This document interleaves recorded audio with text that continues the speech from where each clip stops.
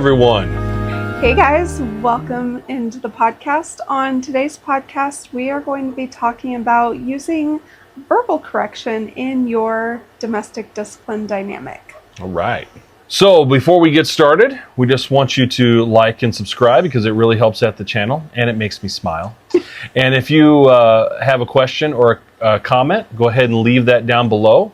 And of course, if you want some bonus content, including this podcast in video, go ahead and subscribe to our Patreon, which the link is also down below. All right, guys. So verbal correction is something that we haven't really ever talked about before, but it is such an important part of a successful domestic discipline dynamic. It's really interesting that we haven't talked about it before because as you and I were talking about this topic a little bit, it really is an essential part of communication, which we talk a lot about on this podcast for domestic discipline. So it's just very interesting. I think the reason we haven't talked about it is because it's one of those things that we take for granted. That's true. We just think like, of course, that's part of the conversation. Of course, that's kind of an implied aspect. But it's not really, and it's worthy of its own discussion. It really is. It really is. And I think many of you hopefully not only will find this helpful, but you will realize, oh, we're already using verbal correction, and maybe you didn't realize that you were using it. So I think this podcast will be very good for anyone watching and listening. So when is verbal correction the way to go? Like, when should you use verbal correction?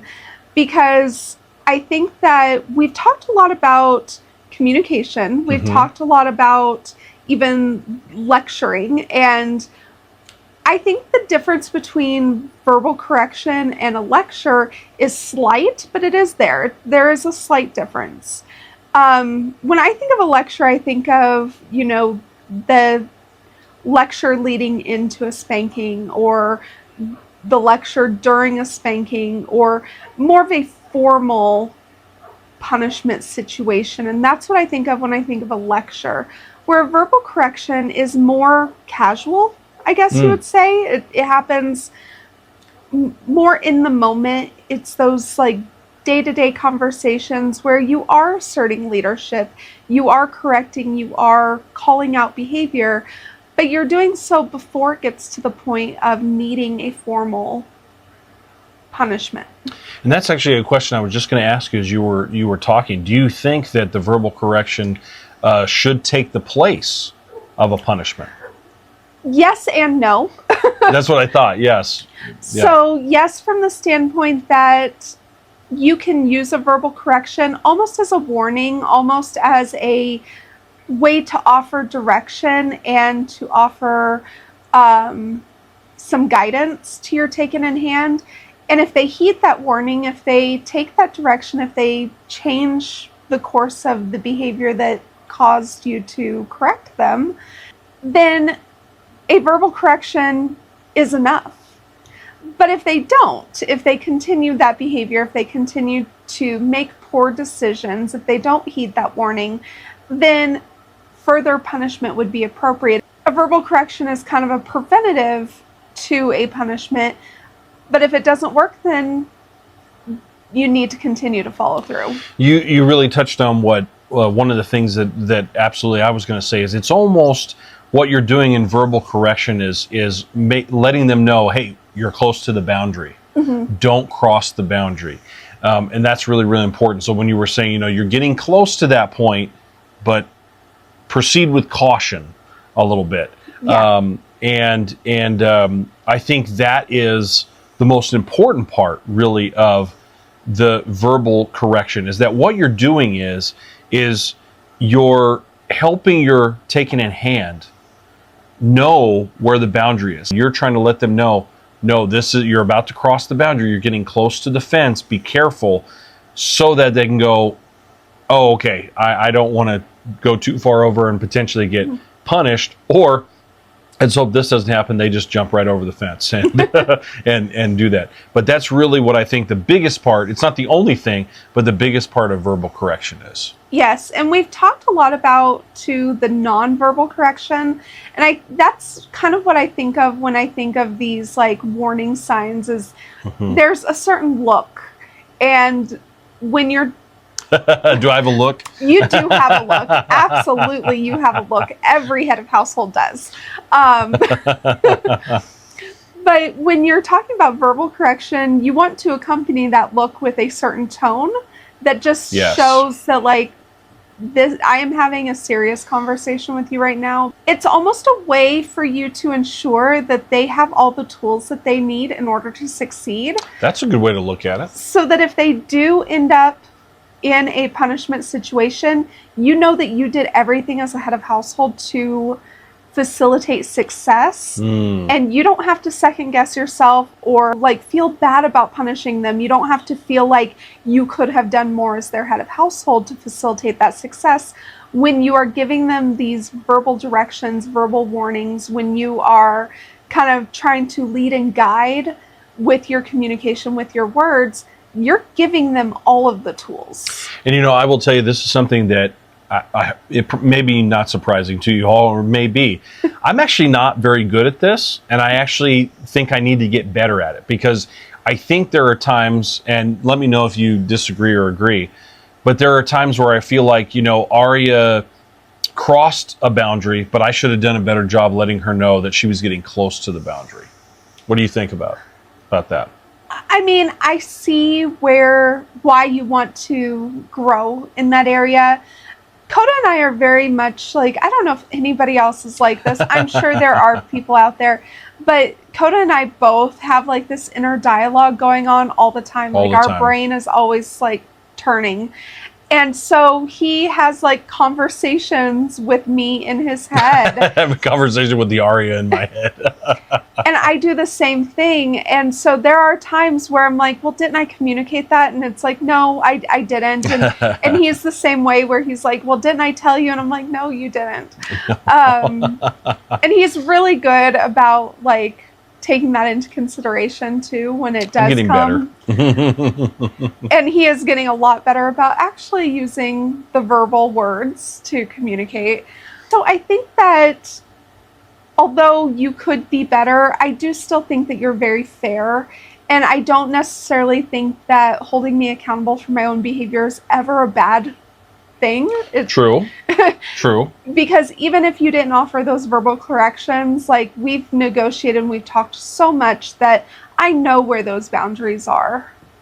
Now, one of the things that I think is interesting about this that I wanted to bring up is verbal correction manifests itself differently in every relationship. And what I mean by that is that you have been in a restaurant before where, hopefully this doesn't happen a lot, but I've been in a restaurant before, and I can't remember if Aria was with me or not, where there was a couple having a spat and they were having an argument, and sometimes it got pretty heated. Now, I'm not saying that that's a good thing, but what I'm saying is that what someone might perceive as you potentially being very, very stern or very, very loud with your taken in hand could be totally different in another relationship. So I was curious what you thought about, is my verbal correction too loud? Is it too stern? Is it not loud enough? And do you think there's a one size fits all for a relationship, or not really? So I will say that I don't think that being loud or yelling ever has a place in a relationship. And we 100% agree on that. I think that you can be stern, you can be direct, you can even raise your voice without yelling. And so just to caveat that, like, I don't think that yelling is a good thing. Never. But I do think that verbal correction will look different in different relationships, also in different circumstances. Now, what you're talking about with like a couple having an argument, like that's inappropriate. all the time. I think what I was getting at was that, there's some things that you just see from a bird's eye view, even though it may be inappropriate for a public place like that, but you don't really know the inner workings of what happens in that relationship. But to answer your question, you do not have a tendency to be loud. You have a tendency to be very even-toned. You also have a tendency to not be really stern enough. You have a tendency to be very she's right though. compassionate in your speech pattern. You tend to be very understanding, and sometimes it might be appropriate for you to be more stern. And it's funny that she brought this up, and I'm glad that she did, because it was one of the things that I definitely think pertains to this. And taking in hands, this is going to be for you, but really head of households, I'm just going to speak to you for a moment. This is something that all of us are all working on. But the key pieces that we want you to take away from what she just said is, there's never, ever permitted for you to be able to be mean, or to talk down, or to yell, or to really lose your cool. Anytime you verbally correct, it needs to be very calculated. It does need to be very, very direct, but it needs to be in such a way that you are not, again, demeaning your partner in any way, and you are not trying to bully them. And I know we've said this a lot on other podcasts about other things, but I think it's very, very important, because the reason I think some people may have a problem with verbal correction at all, especially in a relationship, is all they've seen is the extremes. All they have seen is the verbal corrections that are out of control, especially with men being out of control, yelling, demeaning their partner. And so what you need to remember is that that is not the type of verbal correction we're talking about. It's the type of correction where, because you care about your partner, and because they've asked you also to hold them accountable so that they can be better, so that your relationship can be better, you have every right then to say, no, this is a boundary we have set. Do not cross this. And I'm telling you this, and I'm giving you a stern warning so that you will take it seriously, so that you won't jump over that fence. Because really, at the end of the day, I don't want to punish Aria. I really don't. For a lot of different reasons. If she has to be punished, I will. But I'm doing her a favor and me a favor by saying, stop, you're about to cross a boundary, don't go any further. Yeah. And I think that one thing that I was going to mention is verbal correction can look different in different circumstances. Absolutely. It might be more appropriate to take a more understanding or compassionate approach if you are offering a reminder, versus if your taken in hand is doing something that if they continue to do it for much longer, it will have to turn into a punishment. That's going to be more stern. If you're out in public, it might look a lot different. It might be nonverbal. It might be encoded language. Yep. Or it might be a situation where you find a reason to excuse yourselves from the purview of anyone else so that you can have that correction. If you are going into a situation that is unfamiliar, it could be, hey, I'm setting the standard through a verbal correction, through this moment.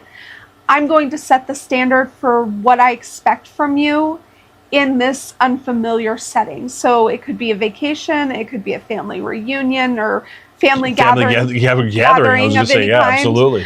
Yeah. It could be a work lunch or something that your wife is coming along with, and you can say, look, this is what I need from you today. This is what I need from you while we are here. Whatever the case may be, that's going to be more directive. That's not necessarily going to be stern. That's not necessarily going to include a warning of punishment. It's going to be more directive. So verbal correction is kind of a chameleon in your relationship. It can take so many different forms. That's a really good word you just used there, is chameleon, because if you keep that in mind, I think that you can really use the palette, if you will, of verbal correction for the situations that you're going into or that you will be in. I think it's really, really important, and I haven't done this enough in our relationship, but it's really, really important that if you are going to a family gathering or a luncheon or a dinner that it's a company dinner or something like that, whatever it is that it might be, that you think through a little bit about what the verbal or nonverbal communication is going to be if your partner at that event, whatever it is, needs correcting. And that's something that we could probably even talk about in our own relationship, but it's important that you talk about that before that event happens, because what you don't want to have happen is give a stern look to your partner and they don't know what they've done. What they've done exactly, or what that means. And so we've talked a little bit about that between us, but maybe not as much as we should have. Probably not. In all fairness, we don't go to very many events. My company like that. doesn't have a ton of events like that, so. Yeah, I was about to say your staff events are pretty much exclusive to the staff. It's not a mixed. It's not a mixed bag at all. And now, I will say the last time that I had family here, you did get a little bit of a verbal. I got a look. Or look. I did get a look. You got the look. So that's why I laughed earlier when she said you do have a look. I do. Now, I think they would be curious to know what happens to you when you see that look. What do you immediately? Oh, I immediately stop in my tracks. I think of if you have the imagery of the old Looney Tunes cartoon where this is good because I've never heard her explain this. Where the little characters running 1,000,000 miles a minute and then they automatically just stop and they screech to a stop. That is like the Roadrunner. Yeah. Mm-hmm. Couldn't think of the character's name. That's kind of what happens because I remember that situation. I was kind of I wasn't being disrespectful, but I was talking down to you or about you. And you kind of gave me a look are you sure you want to continue this conversation? And I immediately stopped. And I think I was a little bit deer in headlights in my expression. It was.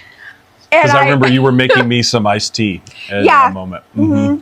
And I was oh, I am about to cross a major boundary, aren't I?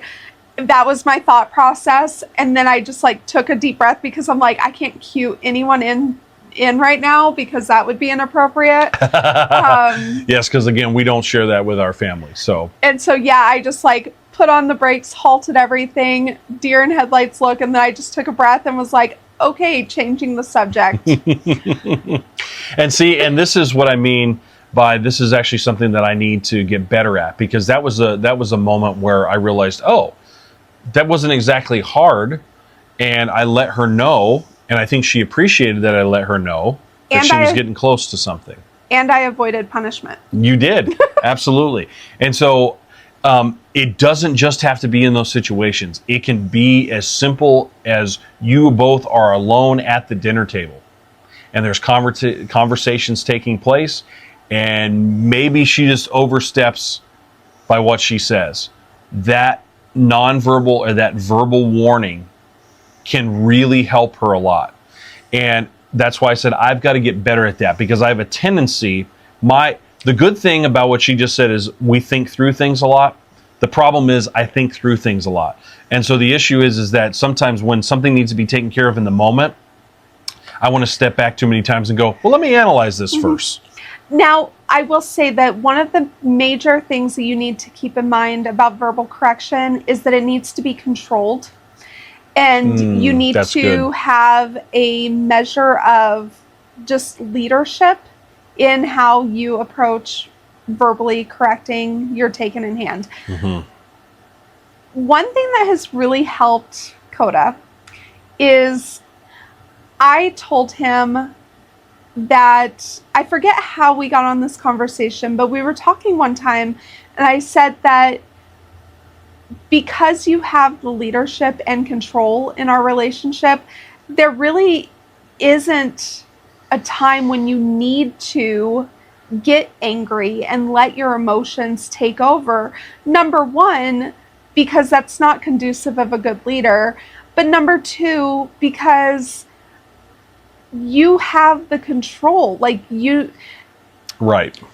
really anger and kind of frustration and flying off the handle, really those like really explosive Emotions. declarations of anger is a lack of control. That's Yeah. when you feel out of control, that's how you respond. So if you can like just remind yourself that you do hold control, like you have the ability to set the tone of your relationship, that you have the ability to, guide and direct and correct your wife, you don't have to have those explosive expressions of anger.